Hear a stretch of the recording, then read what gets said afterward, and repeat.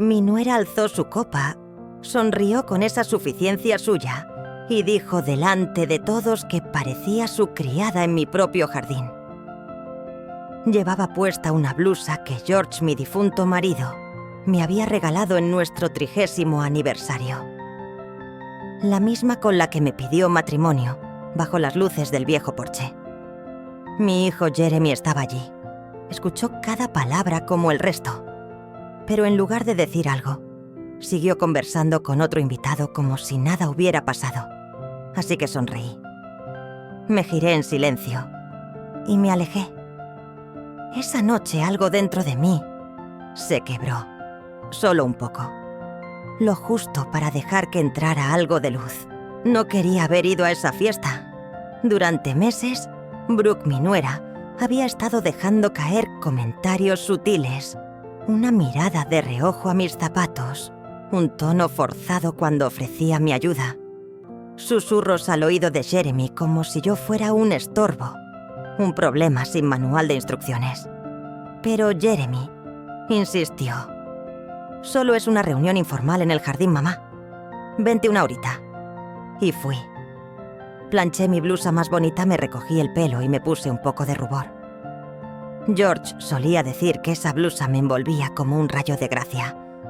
Quería sentirme así, aunque fuera solo una noche, pero aquello no era una reunión informal. Había luces colgantes como sacadas de una revista de bodas, camareros de catering, sirviendo bandejas mujeres con tacones altos, sujetando cócteles como si fuesen extensiones de sí mismas. No era una fiesta, era un escaparate, otro montaje para el Instagram de Brooke sin duda. No llevaba ni 5 segundos en el jardín cuando su voz atravesó el bullicio. Dios mío, ¿nos parece que June parece nuestra asistenta de Scottsdale? Las risas explotaron. No esas de cortesía. No, eran carcajadas. Sonoras, crueles. El tipo de burla que se extiende rápido porque va disfrazada de broma. Me quedé de pie con una copa de vino en la mano que alguien me acababa de dar. Me ardían las mejillas. Busqué a Jeremy con la mirada.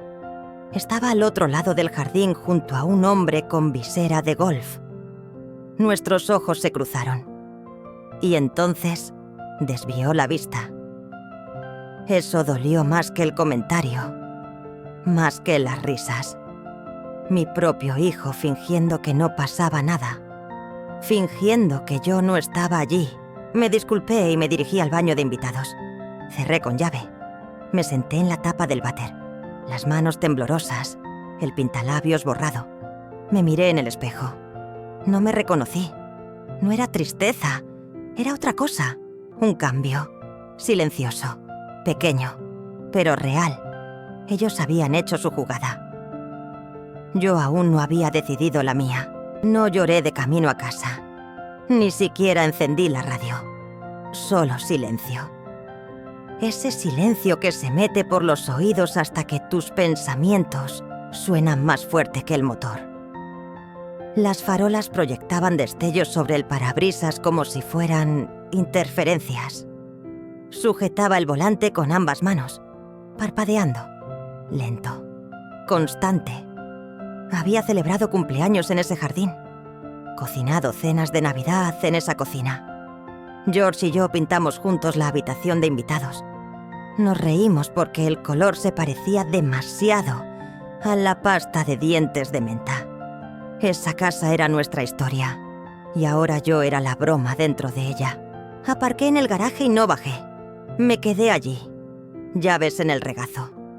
Pensando. Pensé en todas las veces que defendí a Brooke en el club de lectura con mi hermana. Es solo un poco estirada, decía. En el fondo tiene buen corazón. Pero esa noche dejé de mentirme. ¿Cuánto tiempo llevaba excusándola? Más importante aún, ¿cuánto tiempo llevaba Jeremy excusándola?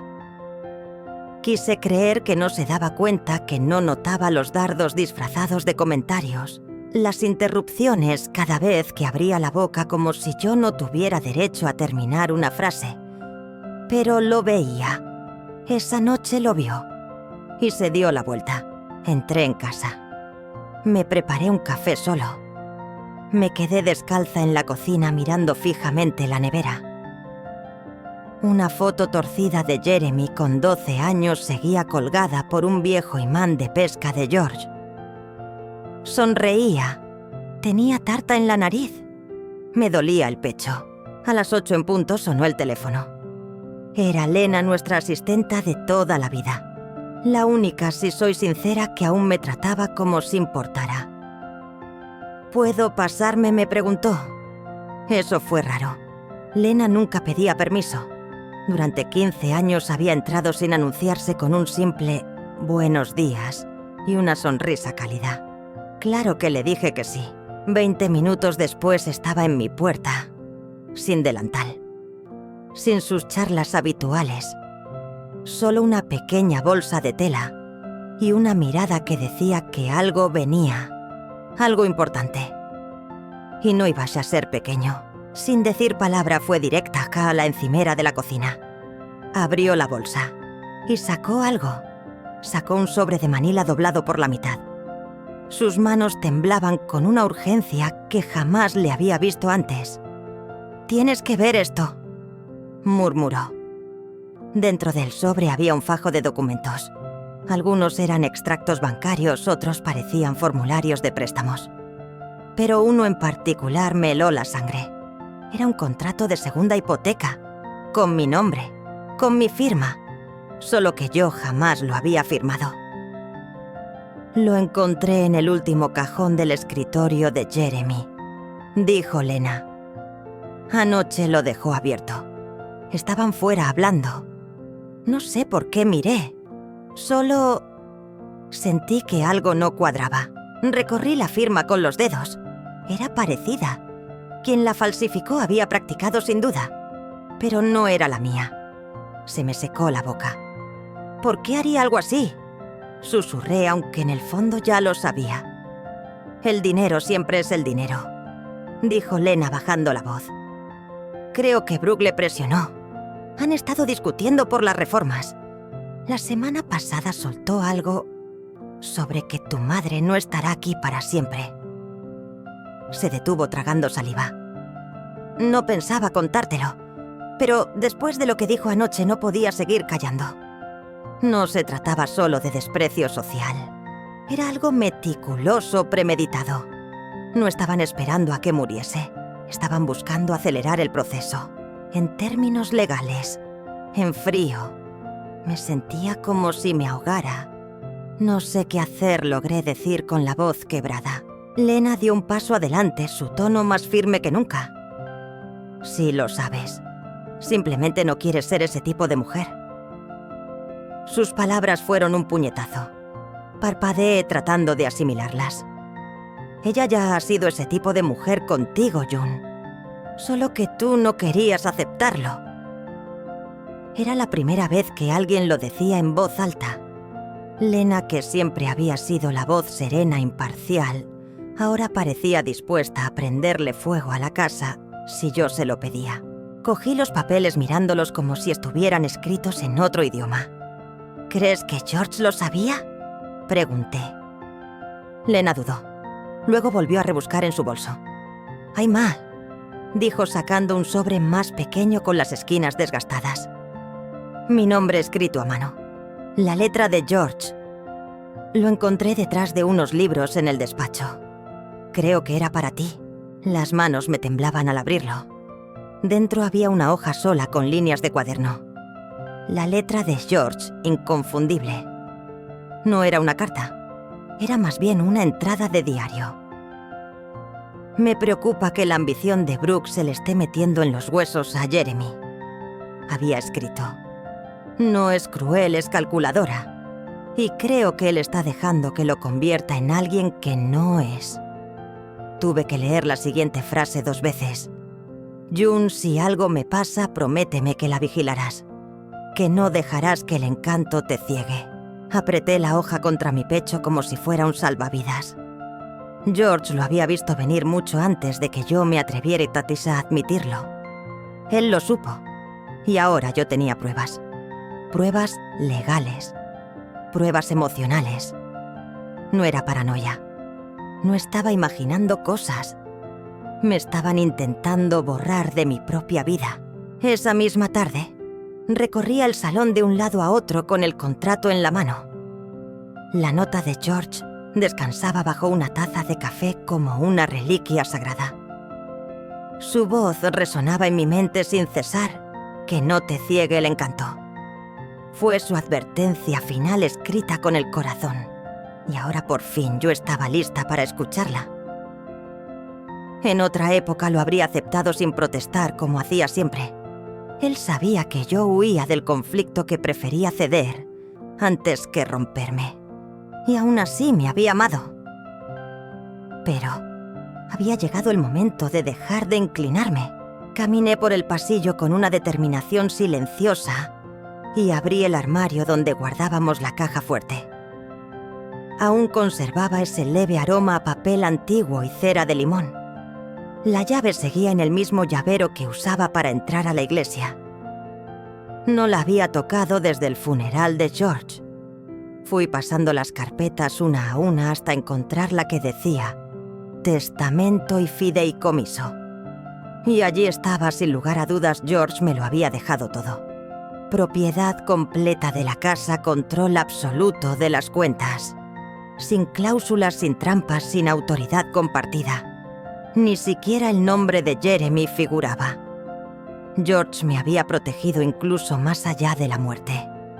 Y yo estuve a punto de dejar que lo deshicieran todo por simple educación.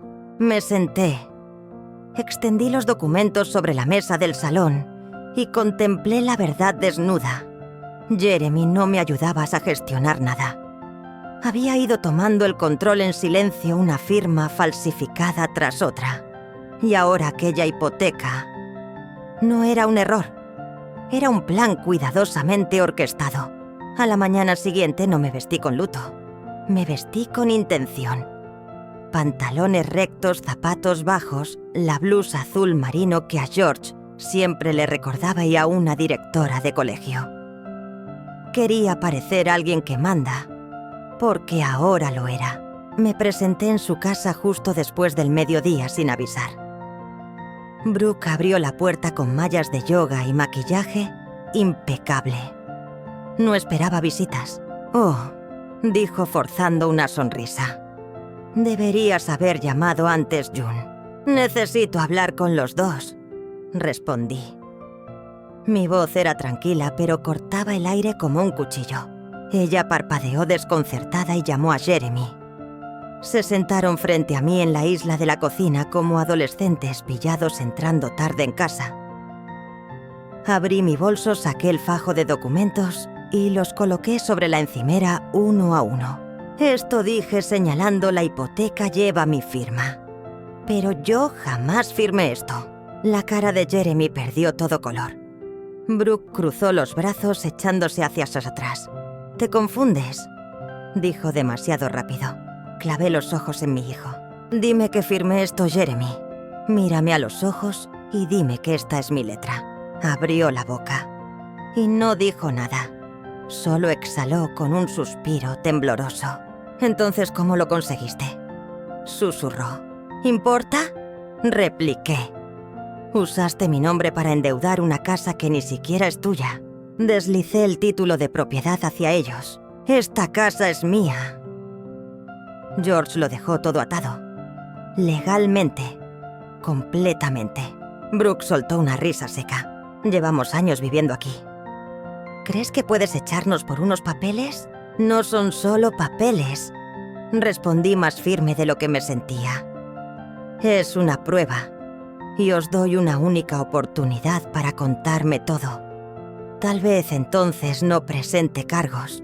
Jeremy bajó la mirada. «Solo fue por la reforma», murmuró. «Pensábamos devolverlo». Solté una carcajada breve y amarga. «Falsificar la firma de tu madre no es un préstamo, es un delito». Brooke se inclinó, los ojos fríos como cuchillas. «Estás exagerando». «No es que intentáramos matarte». Me puse en pie. «Tienes razón», dije. «Sigo viva. Y pienso seguir así». Aquella noche no dormí. No por tristeza, sino por lucidez. Por primera vez desde que George se fue, lo sentí a mi lado en sus palabras, en sus decisiones, en la mujer en la que siempre creyó que podía convertirme. A la mañana siguiente me reuní con mi abogado. Presentamos la revocación del poder notarial de Jeremy. Bloqueamos las cuentas conjuntas. La casa fue puesta en venta esa misma tarde. Todo se movió rápido porque yo por fin me estaba moviendo. Ese mismo fin de semana, Brooke había organizado un brunch benéfico a gran escala en la casa. Según parece, había reservado el jardín del catering, contratado una furgoneta de champán y lo había bautizado como evento de networking. No intervine. No directamente. En lugar de eso, reprogramé al cerrajero para el sábado por la mañana. Llegué antes de que apareciera el camión. El cerrajero esperaba junto a la acera discreto con su caja de herramientas y una sonrisa leve, como si ya intuyera que algo interesante estaba por estallar. «Todo lo importante ya no está dentro», le dije señalando la puerta. Cuando empezaron a llegar los invitados con tacones repiqueteando y sonrisas impostadas, las cerraduras ya eran otras. Yo esperaba desde mi coche bajo un arce, al otro lado de la calle. Brooke se deslizaba por el césped como una actriz en campaña electoral, envuelta en un vestido de flores alquilado, saludando a todos con una mano alzada. Pero se quedó inmóvil a medio gesto cuando me vio. Giró la cara enseguida, pero ya era tarde. El conductor del camión de champán subió los escalones, probó el picaporte y lo encontró cerrado. «Debe estar atascada», dijo Brooke forzando una risa, mientras se acercaba con los tacones, hundiéndose en la hierba. Entonces bajé del coche. Caminé despacio, como una directora que entra en clase al notar el alboroto. Las conversaciones se silenciaron. Las cabezas se giraron. «No está atascada», dije. «Está cambiada». Brooke me miró como si acabara de caer del cielo.